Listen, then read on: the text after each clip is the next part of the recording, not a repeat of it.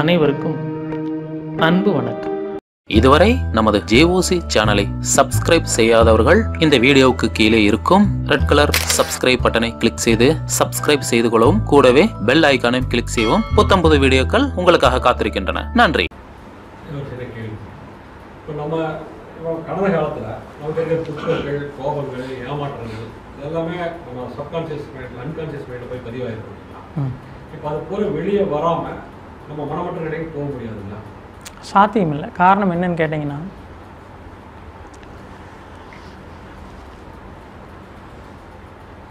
ஒரு உயிர் இந்த உலகத்துக்கு புதுசாக வருதுன்னு வைங்களேன். ஒரு முயல் குட்டி வருது இந்த உலகத்துக்கு, அல்லது ஒரு எலி குஞ்சு இருக்குன்னு வைங்க. இந்த முயல் குட்டியானது, இந்த எலி குஞ்சானது வானத்தில் பறக்கிற ஒரு பருந்தையோ ஒரு காகத்தையோ பார்த்துருச்சுன்னு வைங்களேன், ஓடி போய் மறைஞ்சிக்கும். இது எப்படி சாத்தியம்? யார் சொல்லி கொடுத்தா அதுக்கு? ஒரு பருந்து அதே நீங்கள் எல்லாத்தையும் கண்டு அது ஓடுறதில்ல. ஒரு குறிப்பிட்ட விஷயங்களை கண்டால் மட்டும் அது போய் பதுங்கிக்குது. என்ன காரணம் அப்படின்னு கேட்டிங்கன்னா, அதற்கு முன்னாடி தலைமுறைகளில் அந்த பருந்தினாலோ காகத்தினாலோ அதற்கு மரணம் சம்பவித்திருக்கும். அது அதனுடைய கருமையத்தில் பதிவாயிருக்கும். நாம் என்ன நினைக்கிறோம் அப்படின்னா, நீங்கள் எந்தெந்த விஷயங்களை எல்லாம் ஆசைப்படுறீங்களோ, அச்சப்படுறீங்களோ, அதாவது நல்லா புரிஞ்சுக்கங்க, நம்முடைய கருமையத்தில் பதிவாகிற விஷயங்கள் எதன் மூலமாக பதிவாகணும்? இந்த ரெண்டே விஷயத்தின் மூலமாக தான் பதிவாகும். ஒன்று உங்களுடைய ஆசை, இன்னொன்று உங்களுடைய பயம். இந்த இரண்டு விஷயமே உங்களுடைய அன்கான்ஷியஸை போய் ரீச் பண்ணக்கூடிய விஷயம். அப்போது நீங்கள் ஒரு விஷயத்தை ஆசைப்படுறீங்க, அதை அனுபவிக்கிறீங்க அப்படின்னு சொன்னால் அது உங்களுடைய கருமையத்தில் பதிவாயிடும். அதே போல் நீங்கள் ஒரு விஷயத்தை கண்டு பயப்படுறீங்க அப்படின்னு சொன்னால் அது உங்கள் கருமையத்தில் பதிவாயிடும். இப்போ பாருங்கள், மரணத்தை கண்டு பயப்படாத ஆட்களே இல்லை. ஏன்? நல்லா புரிஞ்சுக்குங்க. இப்போ தான் வந்திருக்கோம்.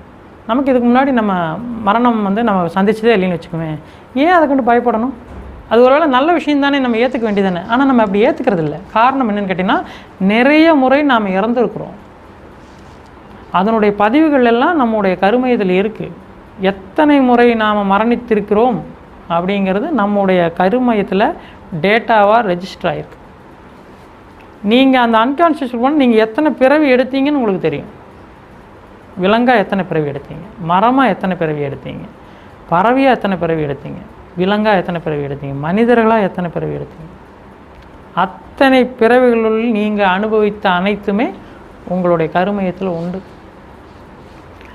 அந்த கருமையமானது அனைத்து விஷயங்களையும் பதிவு செய்யக்கூடிய ஒரு டேட்டா சென்டராக இருக்குது. இப்போ இந்த விஷயங்கள் எல்லாம் நம்முடைய இந்த அன்கான்ஷியஸில் உள்ள விஷயங்கள் எல்லாம் உள்ள பதிவாகி இருக்கிறது. இது மிக முக்கியமான இந்த இரண்டு விஷயத்தை பார்த்தோம், ஆசையும் அச்சமும். இந்த இரண்டையும் நீங்கள் நீக்காமல் நீங்கள் மனமற்ற நிலைக்கு போக முடியாது. மற்ற எல்லாத்தையும் நீங்கள் விட்டுடலாம். அதெல்லாமே இதுக்குள்ளே தான் வரும். இப்போது உலகத்தில் எல்லா விஷயமும் நீங்கள் எடுத்துட்டிங்கனாலும் இந்த ரெண்டுக்குள்ளே அடங்கிடும், ஆசை அல்லது அச்சம். பாருங்கள், நீங்கள் வேலைக்கு போகிறீங்க, சம்பாதிக்கிறீங்க.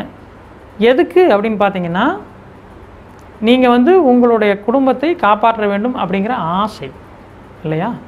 இன்னொரு வகையில் பாருங்கள், அப்படி நீங்கள் வேலைக்கு போகலைன்னா உங்களுடைய குடும்பம் வறுமைக்கு வந்துவிடும் அப்படிங்கிற அச்சம். இந்த இரண்டு தான் உங்களை இயக்குது. ஒருத்தர் வேலைக்கு போகிறாருன்னா இந்த இரண்டு காரணத்தில் ஒன்றா தான் இருக்க முடியும். நான் சும்மா ஜாலியாக போகிறேங்க, நான் டைம் பாஸ்க்காக வேலைக்கு போகிறேன்னு யாராவது சொல்லி கேட்டிருக்கீங்களா? இந்த இரண்டு காரணம் தான். ஒன்று உங்களுடைய ஆசை இல்லை அச்சம். மனிதர்களுடைய வாழ்க்கையை இயக்குவதே இந்த இரண்டு விஷயம்தான்.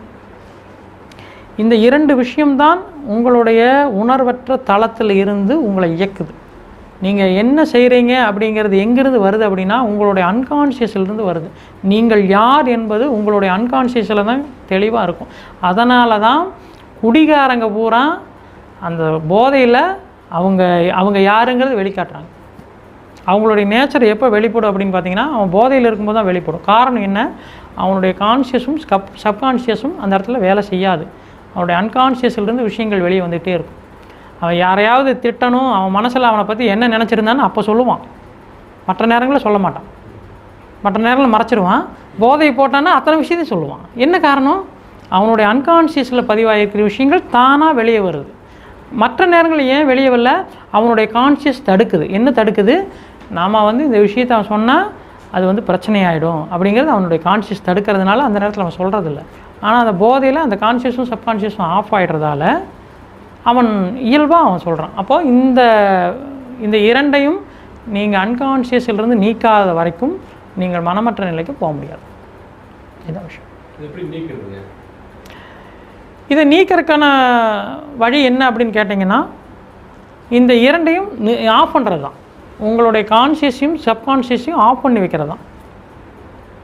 ஆனால் விஷயம் என்னென்னா, நீங்கள் கான்ஷியஸையும் சப்கான்ஷியஸையும் ஆஃப் பண்ணி வச்சிங்கன்னா மற்ற விஷயங்களை நீங்கள் சுலபமாக செய்ய முடியாது. அது ரொம்ப கஷ்டமான விஷயமா இருக்கும். இப்போ உதாரணமாக இப்போ நான் உங்களை பாராட்டுறேன். பாராட்டும்போது உங்களை புகழ்கிறேன் அப்படின்னு சொன்னால் நீங்கள் கான்ஷியஸையும் சப்கான்ஷியஸையும் ஆஃப் பண்ணி வச்சுக்கலாம். அது ஒன்றும் பெரிய பிரச்சனை இல்லை. நான் உங்களை திட்டுறேன்னு வச்சுக்கங்களேன், நீங்கள் சப்கான்ஷியஸையும் கான்ஷியஸையும் ஆஃப் பண்ண மாட்டீங்க, ஆன் பண்ணுவீங்க. ஏன்னா திருப்பி திட்டணுமே.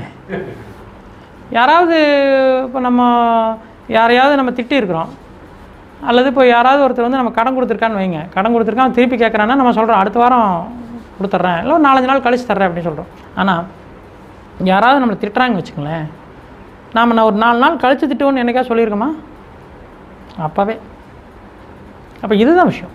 அப்போது இந்த அன்கான்ஷியஸை எப்படி கழிக்கிறது அப்படின்னு பார்த்தீங்கன்னா, உங்களுடைய கான்ஷியஸையும் சப்கான்ஷியஸையும் ஆஃப் பண்ணி வைக்கிறது, அதை பயன்படுத்தாமல் விடுறது.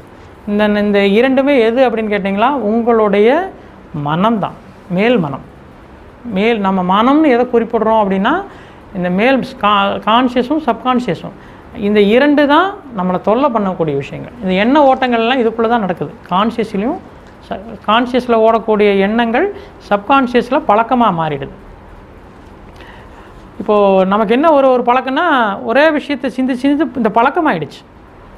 இப்போ பிரச்சனை நமக்கு இந்த எண்ணம் இல்லை, இந்த பழக்கம் தான் பிரச்சனை. ஏன்னா ரொம்ப நாளாக நம்ம அப்படியே யோசிச்சுட்டே இருந்திருக்கோம், அந்த எண்ணங்களை அப்படியே ஓட்டிகிட்டே இருந்திருக்கோம். இப்போ இங்கே இது பழக்கமாயிட்டதுனால இப்போ நமக்கு இங்கே வேலை செய்கிறதா, இந்த சப்கான்ஷியஸை நீங்கள் சரி பண்ண இங்கே கான்ஷியஸில் ஓடிட்டே இருக்குதா, மறுபடியும் அது பழக்கமாயிட்டே இருக்குது. இப்போ இந்த இரண்டையும் நீங்கள் நிறுத்தும் போது, அல்லது இந்த இரண்டும் இயங்காத போது நீங்கள் அன்கான்ஷியஸ்குள்ளே போயிட முடியும். இதுதான் அதை நிறுத்துறதுக்கு ஒரு வழி. அப்போ இதுக்கு என்ன நேரடியான வழி அப்படின்னு பார்த்தீங்கன்னா, உங்களுடைய சிந்தனையை குறைப்பது, தேவையில்லாத விஷயங்களை யோசிக்காமல் இருக்கிறது. அப்புறம் அந்த நேரத்தில் அந்த ஒரு விஷயத்தில் விழிப்புணர்வாக நீங்கள் அந்த இடத்துல இருக்கிறது, நிகழ்காலத்தில் இருக்கிறது. இது எல்லாம் நீங்கள் அன்கான்ஷியஸ்க்கு போகிறதுக்கான சுலபமான வழி. அது இல்லாமல் நீங்கள் கான்ஷியஸையும் சப்கான்ஷியஸையும் தொடர்ந்து நீங்கள் பயன்படுத்திட்டு இருந்தீங்கன்னா அன்கான்ஷியஸ்குள்ளே போகிறது ரொம்ப கஷ்டமாயிடும். இதுதான் அன்கான்ஷியஸ்க்கு சுலபமாக போகக்கூடிய வழி, நம்முடைய கான்ஷியஸையும் சப்கான்ஷியஸையும் நிறுத்தி வைப்பது. இதுதான் விஷயம். இந்த வீடியோ உங்களுக்கு பிடித்திருந்தால் லைக் செய்து உங்கள் நண்பர்களுக்கு ஷேர் செய்யவும். மேலும் உங்களின் மேலான கருத்துக்களை கீழே உள்ள கமெண்ட் பாக்ஸில் கமெண்ட் செய்யவும். மேலும் 9566293484 என்ற எண்ணிற்கு வாட்ஸ்அப்பில் தொடர்பு கொண்டு தகவல்களை பெறவும் உங்களது கருத்துக்களையும் தெரிவிக்கவும். அனைவருக்கும் நன்றி, வணக்கம்.